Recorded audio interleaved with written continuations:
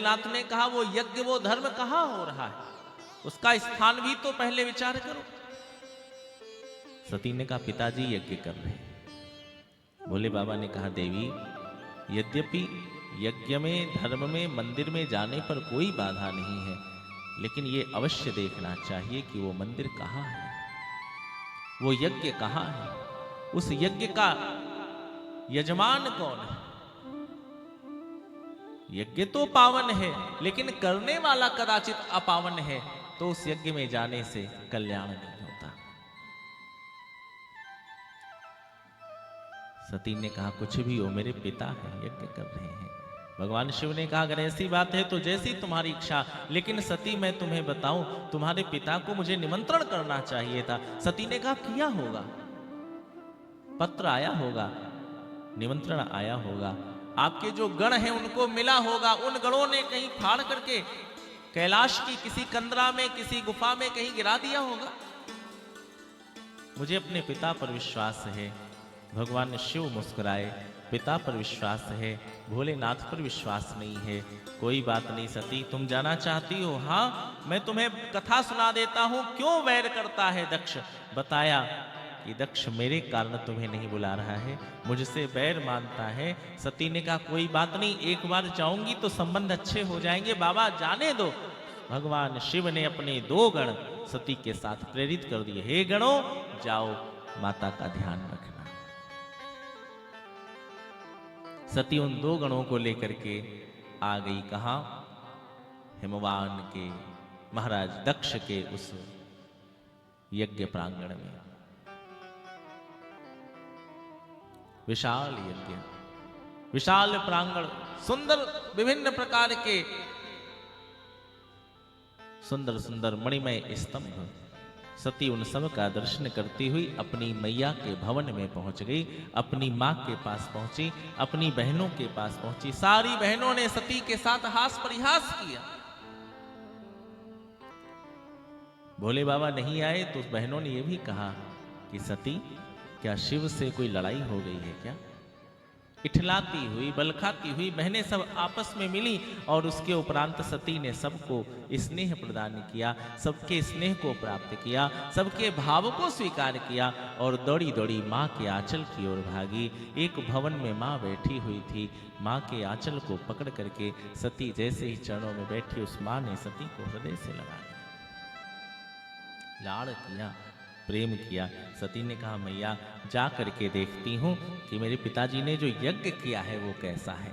और महाराज सती दौड़ती हुई महाराज गई उस यज्ञशाला की ओर। विशाल यज्ञशाला, बड़ी बड़ी वेदिकाएं बनी हुई हैं, भगवान श्री हरि का आसन लगा हुआ है लेकिन है नहीं। देवताओं के बहुत से आसन लगे हुए, बहुत से देवता बैठे हैं, बहुत से नहीं हैं, बहुत से ऋषि बैठे हैं, बहुत से नहीं हैं।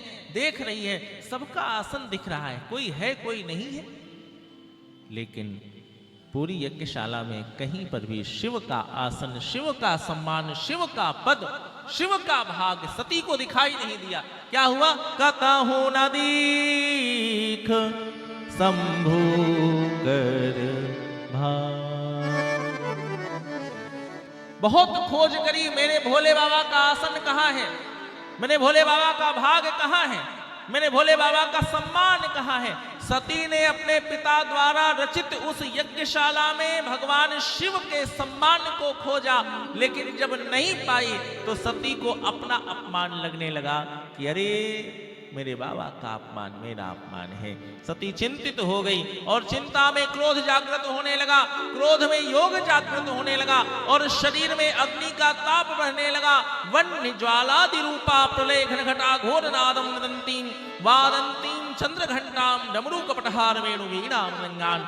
सती के शरीर से मानो अनेक प्रकार की वन्य ज्वालाएं, अनेक प्रकार की अग्नि ज्वालाएं निकलने लगी। आकाश से विभिन्न प्रकार से देवता थर थर थर थर कांपने लगे। क्या हो रहा है, सती मैया के शरीर से अग्नि निकल रही है, ये अपने शरीर को दग्ध कर रही हैं।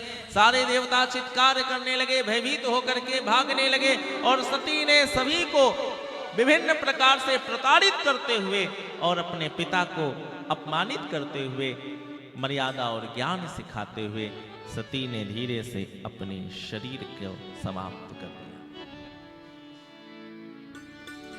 सती ने अपने शरीर को दग्ध कर दिया। भगवान शिव के जो दोनों महाराज गण थे, जैसे उन्होंने मैया के शरीर को इस प्रकार से नष्ट होते देखा, दौड़े दौड़े भोले बाबा के पास गए। दूर से आवाज लगाई, बाबा बाबा, मैया ने अपने शरीर को नष्ट कर दिया है। और तब तो महाराज भोले बाबा को बड़ा क्रोध आया। समाचार तब शंकर पाए, वीरभद्र करि कोप पठाए, वीरभद्र करि कोप पठाए, वीरभद्र करि कोप पठाए। महाराज अपनी जटा को उखाड़ करके भूमि पर पकड़ा। वीरभद्र की उत्पत्ति हुई। वीरभद्र आए, उन्होंने सारे यज्ञ को विध्वंस कर दिया।